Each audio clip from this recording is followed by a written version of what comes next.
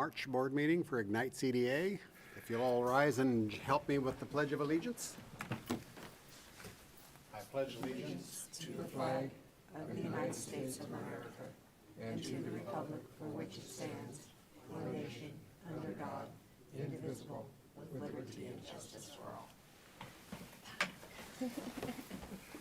Thank you all.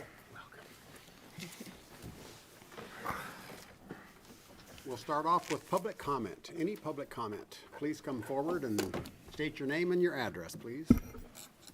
Hi, I'm Lynn Fleming, and I live at 4629 West Fairway Drive in Coeur d'Alene, Idaho. Welcome, Lynn. And I'm here as a representative of the community, the city, not planning and zoning.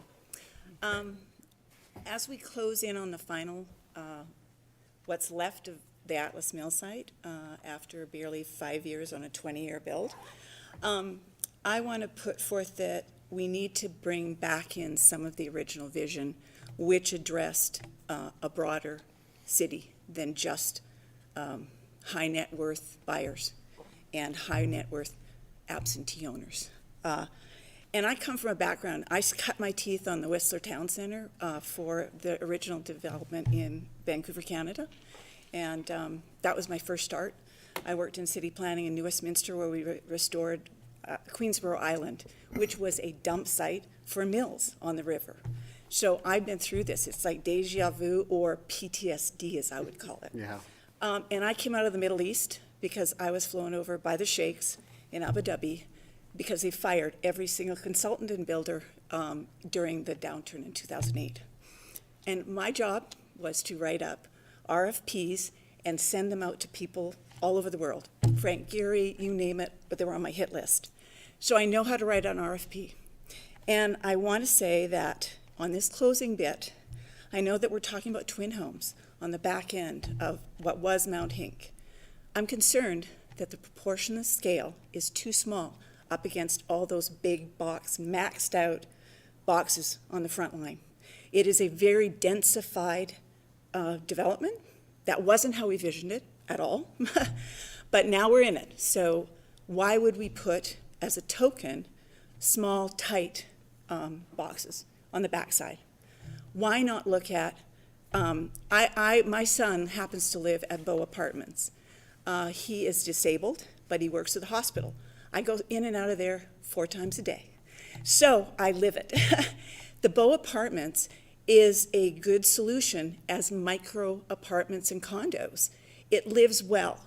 And I would suggest that we look at condominiums that we can get in that workforce people. We can get in the retirees, like myself, who doesn't want to have a half-acre lot anymore and mow the lawn. Why are we not filling the needs that were initially part of the original vision? Because we left them all behind. We did not address the workforce. We did not address live, work, play. We did not, the next future is going to be small independents who have storefronts. Do you come and you work with the CPA or you work with a micro business? So I'm going to suggest this. As a person who's lived this for 45 years, I'm going to suggest that we look at how we go out on these RFPs. That's an easy thing. And you saw my matrix. All I did was move the numbers. And it's the same verbiage. I just put more emphasis on the culture and the residents and the people we should be addressing, not just the absentee landowners. But what I want to say is, on the first part, A, include a quantity surveyor. That's a British term for an estimator. We need to see numbers when we're developing these visions. You need to look at target market, product mix, land costs, infrastructure costs, projected sale figures. Make it real to those who are developing it. We didn't make it real. As a corporate head at Marriott, we shot the numbers. I got locked in rooms for weeks, slicing budgets to make it build. The Desert Springs in Marriott, he wouldn't build it until I cut out, I think it was $20 million. Control the vision tied to numbers, not just aspirations. B, when profound changes to the initial vision occur, like what we're seeing down there, which was shocking to me, I want to see that come back to planning and zoning and to the city. I think that if there's that big a shift, we should weigh in to why it changed. And I understand why it changed. We had a black swan event called COVID, just like we had a 4-year mortgage crisis, and that's what took me overseas. So we need to be part of that, I think. I know that the city kind of said, it's all yours, Ignite, go for it. And then C, on a large acreage site, avoid narrow uniformity. What I see down there is the same thing over and over and over. Black, gray, white, black, gray, white. It needs to change up with that much density. It should be interesting to walk along those streets, not just a black tunnel up Timber Lane. And so I'm hoping we'll see some of that coming through on this final phase. And the most valuable change would be adjust the RFP judging matrix that should be done before the Mount Hank RFP. Currently, the matrix weights criteria only to the highest net profits and sales. Granted, we are deep in the hole, I get it. Hank was a big asshole and a lot of money. Totally understand that. I dealt in dirhams up the wazoo. I left there and I was blamed because I spent 80 billion dirham developing the roads. Well, that wasn't my purview, but I went out the door. They had to have somebody to blame. But anyway, and finally, the current matrix and design guidelines target and accept only the highest land sales and building cost. Tamping down our overheated real estate market rates should be a bonus at this point. We should take that mark that pushed us up. I have builders down on the river that bought for $1 million and worried when they did it and added another $1 million. They're like, oh, geez, now I have an $8 million house thanks to the Atlas site. So it's reality. And also by doing that, if we do weighted social civic points, we would achieve our comp plan goals that have been missed. Balanced housing and employment, product types and price points, mixed use or small scale commercial, and it also includes retain, grow, and attract businesses, none of which we really did down there. I can't pretend. And you don't look at Riverstone and say, oh, but there's retail there. We were looking at grocery stores, vegetable business, service business, a little barber, just a small thing that would save you getting in your car to go to Winco or to go to Safeway. We didn't do that. We failed miserably on that. So everybody's got 2 cars or 3 cars in the garage. And then can we look at limiting inside the PUD, and that's a question I need to give to Hillary, is can a PUD limit the ratio of short-term rentals and long-term rentals to avoid speculative buying and uncontrolled single-family residential rentals? If you go down Main Street, my ex-husband lives on Main Street in Riverstone. 3/4 of those units are either short-term rentals or long-term rentals. The garage is empty because no short-term rentals can park in their garage. It's literally empty. I go in, I got 5 cars. That's the only residents of that are allowed in that parking lot. That says a lot. So it's a glorified hotel on Main Street. In conclusion, I think that we ought to ask the developers during our RFPs to include a community goal statement as part of their project narrative, to recognize contributions to our social fabric when incorporated part of the proposal, consideration for our public schools, which have been not benefited at all from Atlas. Our head counts are down, our money's down. We're not benefiting that school district. Our workforce didn't benefit it much. There's some workforce in the Bow Apartments and certainly down in Douglas, there are. But Bow is always going to fight Douglas because they've got bigger apartments, the same amount of money. You get half as much for $1,550 at Bow. So you got to be kind of, my son needs small to keep it clean. And we didn't address the workforce. We didn't address elderly, disabled, or permanent residents. So anyway, I think we need to do better on this closing phase. And we have 14 years to do it right. I think we did better on the back end when Riverstone slowed down. I think we fixed a lot of shortfalls. We made sure that we got the boardwalk. We stepped in and did a lot of, remediation after that pause. So I know we're pushing hard to get tax increment, but I think it's at a short gain for a long-term loss. So that's all I had to say today. Thanks. All right. Any questions or comments? No, thank you for coming. All right. Thanks, Lynn.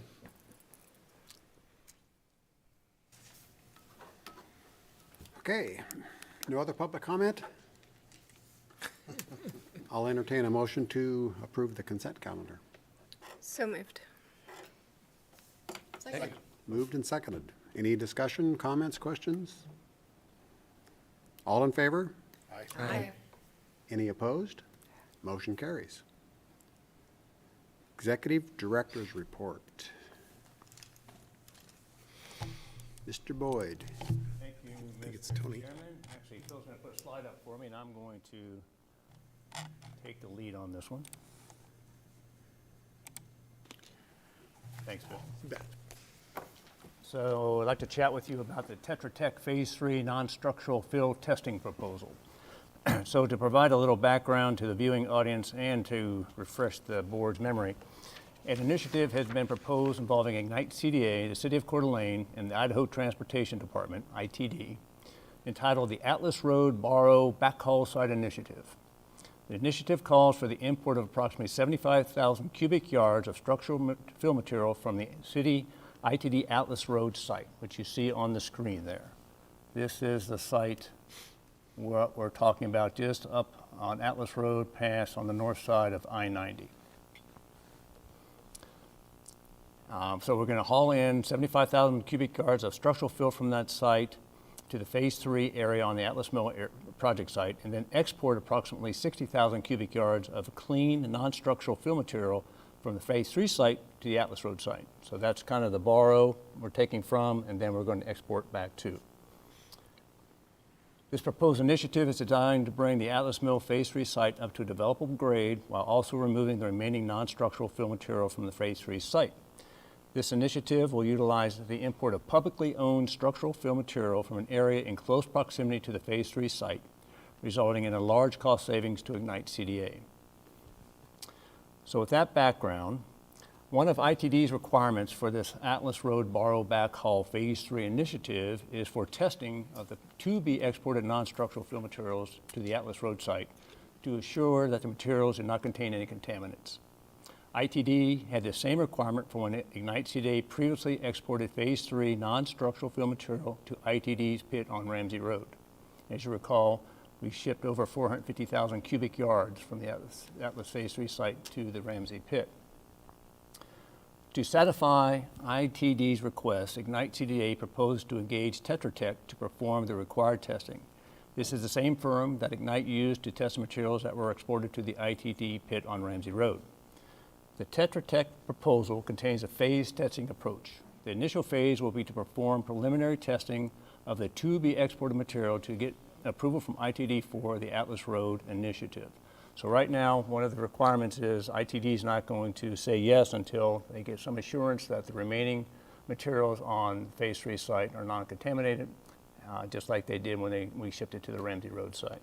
So in order to do that, we want to engage Tetra Tech to do the preliminary testing of the site just to get ITD's green light. And as you saw in the proposal I shared with you, and once again, the timing on the turnaround of the proposal is relatively short since we just got it yesterday afternoon, but you saw that they propose a task 3 on that proposal in the amount of $2,917 to do the testing just to get it to ITD, to get ITD's blessing for this initiative. And with ITD's blessing, we plan to take this on an accelerated schedule to the City Council meeting on April 2nd, hopefully with ITD's blessing and the City Council's blessing, then the board can act on it shortly thereafter, probably at a special call meeting. So my request for you to the board this evening is to consider the Tetra Tech proposal for initial testing for the site of the remaining materials on Mount Hink for an amount of $2,900, probably rounded up to $3,000 to kind of get them going and get that information to ITD by Friday. And so that's, if you approve it tonight, they're going to get out there tomorrow and do it, and they're going to write a little report and get it to ITD on Friday. That will give time for ITD to kind of work through the process and then get it on the calendar for City Council late next week for the April 2nd meeting. So an accelerated approach to a value-adding initiative. Be happy to answer any questions you have. It's a process that has to take place in order for ITD to approve, so Correct. I'm in favor. So Mr. Chairman, I just have one question. How is this different, help me understand, from the original testing we did at Mount Hink? It's not. So there is some, I'll look at Phil in the audience, there is some energy as to why we need to do this, but they've asked us to do it. and is a good partner with ITD and the City of Coeur d'Alene. We think this $3,000 investment is worthwhile to kind of meet their concerns, and then we'll take it from there after we kind of get through this initial step. So, am I clear that we've tested this soil 3 times in the kind of that initial phase, and then when we transported it to Ramsey, and then potentially this will be the 3rd time? Correct. Got it. We know that what we sent to Ramsey Pit was non-contaminated. Their point is, well, you don't know what you have left, even though we kind of do know what we have left, and it's not contaminated, but we'll go through this process and assure them. Thank you. Mr. Chair. Tony, it's my understanding that if this process goes through, that would there still be testing occurring during the transportation process as well? That would be the request. Okay. We will kind of cross that bridge when we get to it. If we have this preliminary testing and it shows no contamination, I think the conversation is warranted to once again visit with ITD to see if the agency really needs to spend that money to test every set of loads that go up there. It's public money, and I think we have to have that conversation.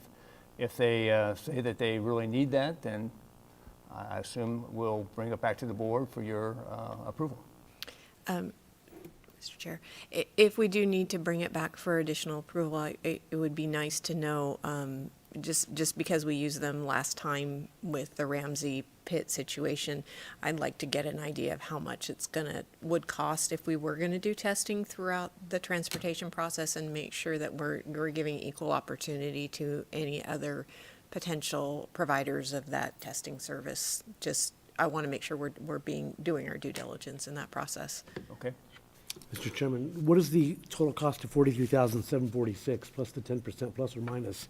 Is that in addition to this? That would be the fully loaded Tetra Tech proposal if we ask them to do the preliminary testing, and then we engage them to test all the truckloads that go to the pit if the initiative goes forward. So if ITD says okay on the preliminary, then we would progress with the full contract. This would come back to you for your consideration if you wanted to engage Tetra Tech to perform the testing if ITD continues to require it. Thank you. Of the 450,000 cubic yards we hauled, how much of that was contaminated? 0. Okay. And then we have to get ITD's blessing for this, but it's city-owned property. It's a little bit complicated. It was an ITD property that was transferred to the city so the city could potentially put a water well there for the water department. And long story short, the water well site did not make sense. It was not a good site for a water well. And so the plan is to transfer that back to ITD so that they can use it for a swale for their I-90 expansion project. When we met with ITD, it was made clear to me, which I didn't understand, is that there was a deed restriction on the original ITD deed to the city about what uses could occur there. Another long story short is that the best thing to do is that in this whole process, if ITD agrees with it, the city agrees with it, the site will be quick claim deed back to ITD, so ITD will own it as we go through this process. That's good. Questions, comments? Or a motion to approve the $3,000 for testing? I'll make a motion to approve the Tetra Tech Phase 3 $3,000 preliminary testing. Second. Any further discussion? I just want to say Tony did a really good job from negotiating this. I was reading all the back and forth, and I think we came to a good conclusion, But you did well. Thank you, Tony. All in favor? Aye. Those opposed? Hearing none, that motion carries. Thank you, Mr. Chair. And next up, I'd like to invite Mr. Phil Boyd from Lawscombe Engineers to give a project update on that. Thank you, Tony. I'll second Commissioner Chapkus's observation of Tony's deft handling of an interesting It was good. It situation, was because good. we were at a Good dead job. stop. It Yeah, looks good in tap sheet. We were at a dead stop, and it was, it was impressive to see the way he handled it. So fortunately, the projects, we'll see, but we're moving forward. Tony already hit the Atlas Road Borough so I won't hit that. I'll just give you an update on the construction and a couple other things on Atlas. I think the commission knows that we went to the Planning Commission on March 12th for PUD Amendment number 4.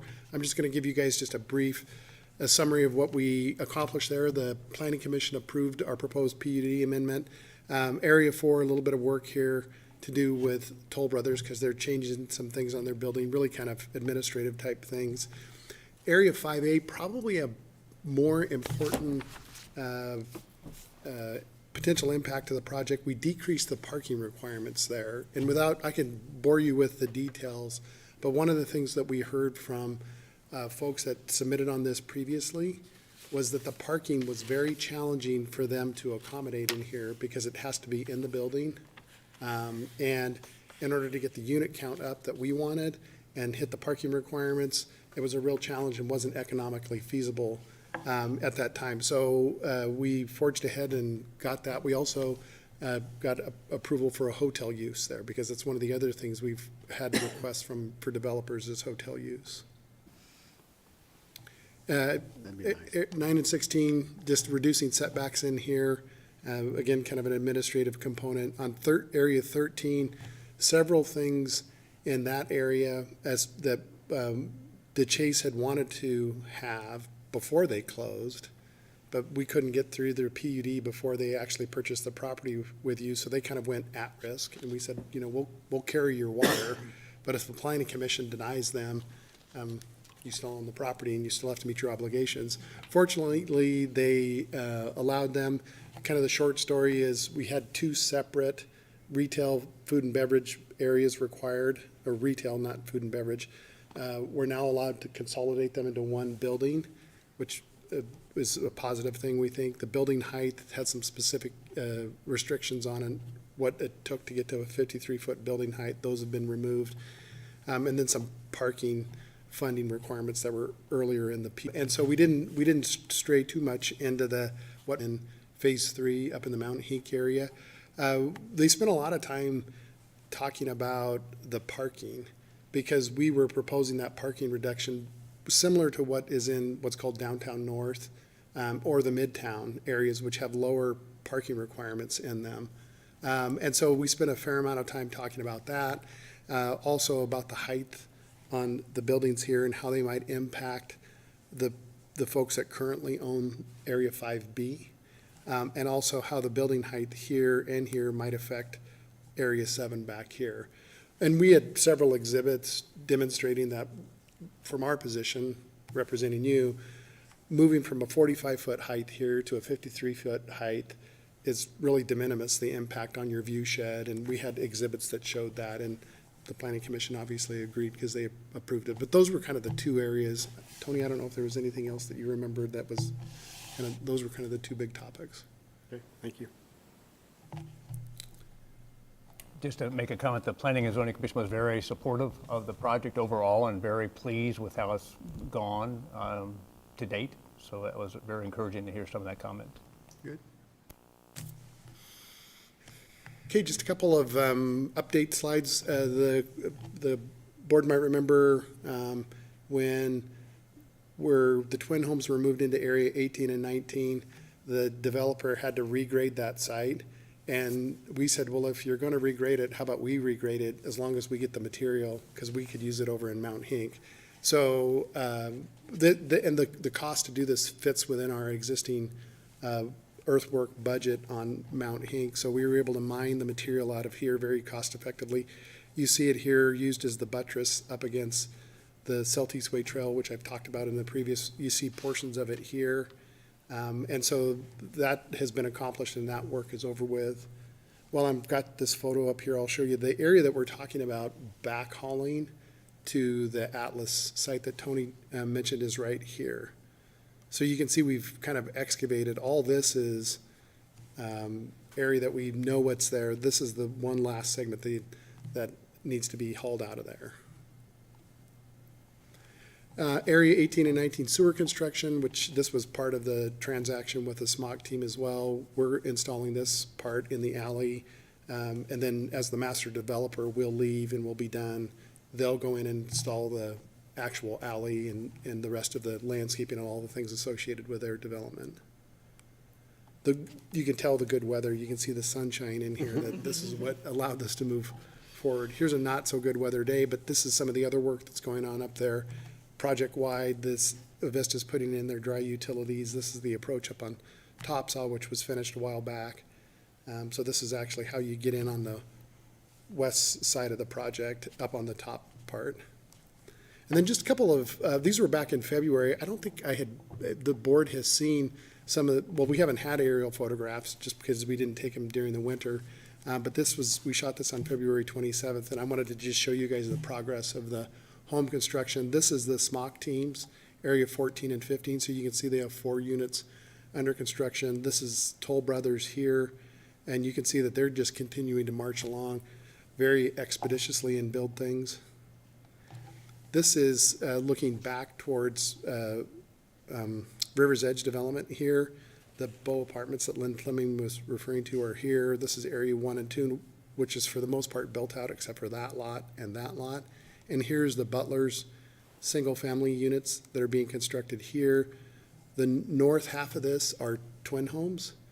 So that's a product they have not started construction on yet, but they're underway here, and you can see the next starts they have moving along there.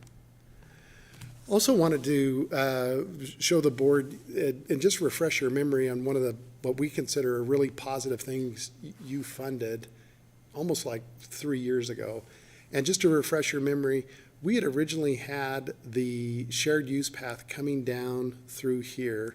This angled parking wasn't in the development, and the shared use path came down. When these guys started developing, they proposed 2 approaches into the apartments, which we were a little bit discouraged with, because when you have a shared use path and approaches, you create that bike or pedestrian vehicle conflict, which we weren't thrilled about. And then as part of our negotiating the deal with them, we got some things from DeChase, and one of the things we proposed is putting in this angled parking here. And specifically, we were trying to stimulate their commercial component, because they were reluctant to do commercial component because it consumes parking. And so in the wheeling and dealing Tony was doing with them, and Danielle and our team, well, how about if we work on diagonal parking? So, and this diagonal parking kind of generally benefits the neighborhood. And then once we put that in, the shared use path was really disruptive. So at some point, we started thinking, well, what if we were to get an easement from Douglas, which you might recall that was challenging, but Danielle ultimately prevailed in securing that. And maybe, and Tony, yeah, Tony's was really tracking that one with Lance as well. And if we got something from the Bow Apartments folks, we could put this shared use path that comes right off the Celtice Trail, and you can see the black pavement here. Comes down here, switchbacks, comes straight down, and then takes you right into the park. No things to cross, it's just a straight shot. So even when you're with your kids or by yourself, you're here on a protected path, you turn the path and you come right down in here, you're right into the park. And again, it's a dedicated shared use path that you can just continue on. From an engineering standpoint, and specifically our transportation people are really pleased that this happened. And you guys, of course, funded that endeavor, so I wanted to put the slide up and just let you know that will be a real long-term positive thing for the community there. So long-winded explanation, but I think it's important for you guys to know those things. And you can see the Douglas Apartments there in the back. And the switchback up there was necessary because of grade, or? It was because of grade, and we were trying to make sure that everything meets ADA grade, just throughout the park. And all the systems we work on, pedestrian systems, that's always one of the big goals of our team, is trying to make sure it's accessible to all folks. Nice. Good outcome. Yeah, thank you. That's all I had, Chairman Hoskins, unless there's any questions. Questions? Well, just wondering, kind of the milestones as we look ahead, say, to mid-November, kind of the typical end of this season.